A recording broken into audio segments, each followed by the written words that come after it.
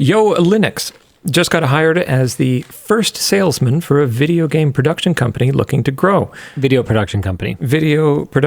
Sorry, they're split here.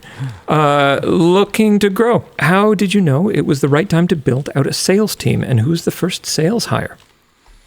I knew it was the right time because I didn't have time to keep doing it. I was the one who was doing all the sponsor negotiations, and it was a ton of work. Obviously, I understand the product really well. I can sell it.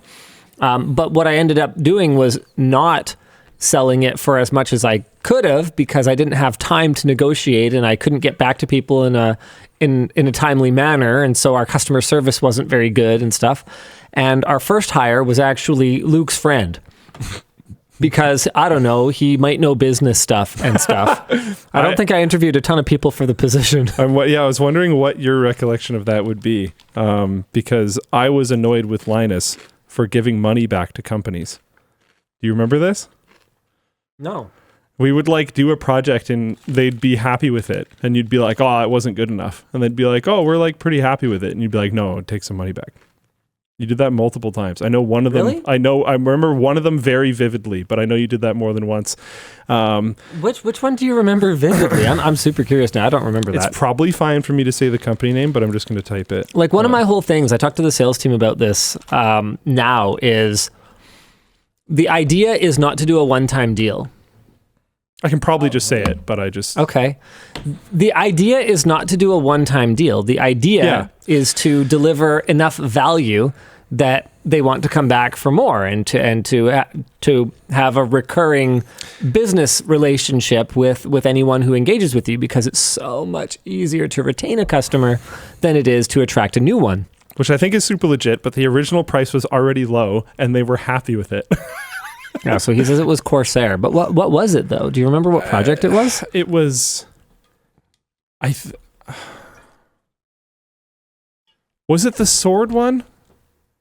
I don't even remember a sword anything. No, there was I jumped off a fence with a sword. It was that time frame. That was Be Quiet. Okay, it was that time frame, but I'm pretty sure it was Corsair. I think it was around that time, though. Yeah, I'm not sure. I could be wrong, but it's been too long. Was it a production job? Did the video belong to them? I believe so. I don't think it would have been Corsair at that time then, because I don't know that we were... Maybe it was a little bit later. They were building out their own internal video production team at that time, and I think they were trying to not be dependent on... I could have bits wrong, but I remembered it was it was frustrating being a part of the team and seeing Linus sit at his desk for extended periods of time when he could be doing other things, doing business deals and doing them in my opinion... in a lot of ways, poorly. So, hey, did your paycheck ever bounce? No. All right, then I don't want to hear it. But I was like, it's up to me how much I mark up your labor, sir. This is a significant... I didn't make this system, but damn it, I'm going to participate in it. Wait, what?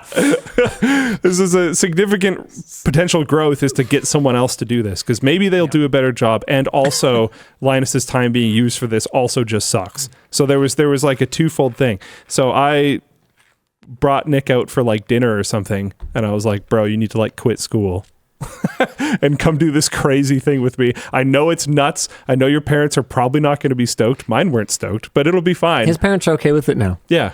Yeah, I chatted with them about it recently. And then, that happened. They seem chill with it now. I think you interviewed basically no. I think it was basically just... Yeah, I think I might have just interviewed Nick. Yeah. Yeah. Yeah. I don't think that was a stage where we're exactly getting a lot of... And by the way, no, Luke's paycheck did not include room and board. He had to pay rent, not much. Yeah. That's what I was going to clarify. And when he was living with us at our house, it was even worse because we had to feed him. And which was your idea. I know. Which was awesome. Look, that was an insane deal. I try to create an environment that is mutually beneficial, Luke. Yeah. I remember, I don't know if I overheard it or I might have even just genuinely been there for the conversation, but I remember Yvonne kind of breaking down the costs of ingredients, even not even counting her time for cooking it. By the way, is valuable. Yeah. Yeah. And she was like, this just really doesn't make any sense. If I remember correctly, you guys were negative just on the ingredients, let alone giving me a room to live in. So I was like, wow, this is an incredibly good deal. Yeah, as long as you don't mind hearing your boss bang. Yeah. Which, I mean, See, I didn't realize until much later how paper thin those walls were. Yeah. Because I never went in that room. I didn't care. Like, that was not a room that I would go into. I lived directly across the hall. Yeah. Like, literally directly. Our doors faced each other. Yep. Yeah. It's all good. Yep. I had headphones. Like, it's actually like fine. I don't know. You just play music, do something else. It doesn't matter. The place I lived before that was a like shared living scenario with a bunch of college age people. Yeah. The place I lived before that was another shared living scenario with a bunch of college age people. This was not a new thing. I was already fully desensitized. See, the thing is, it was for me. I never lived in a shared space with a bunch of college aged people. And I just had never really gone in that room and said, hey, hon, can you like make noises? And I'll see if I can hear them. Turns out. Yeah. So there's that. Yeah. Yeah.